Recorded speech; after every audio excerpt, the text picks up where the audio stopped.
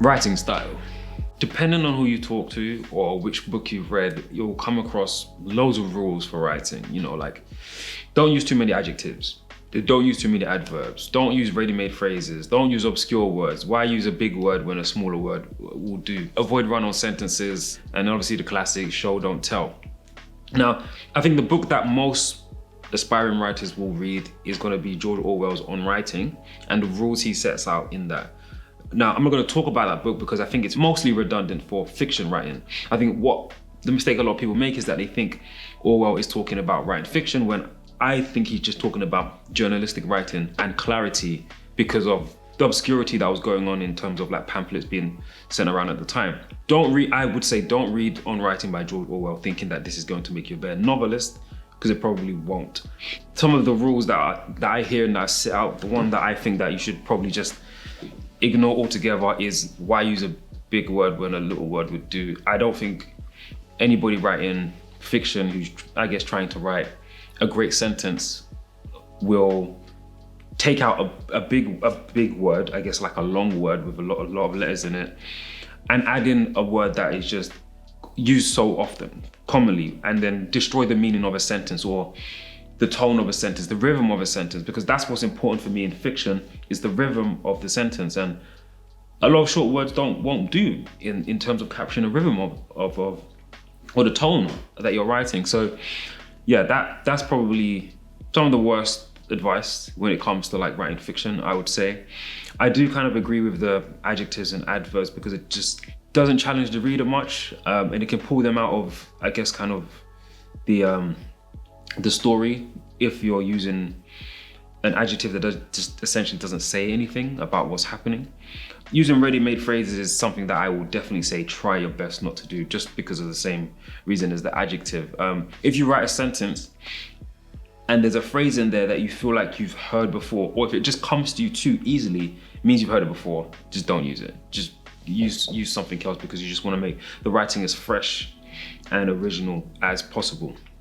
And in terms of showing, don't tell, there's a time to tell, there's a time for exposition.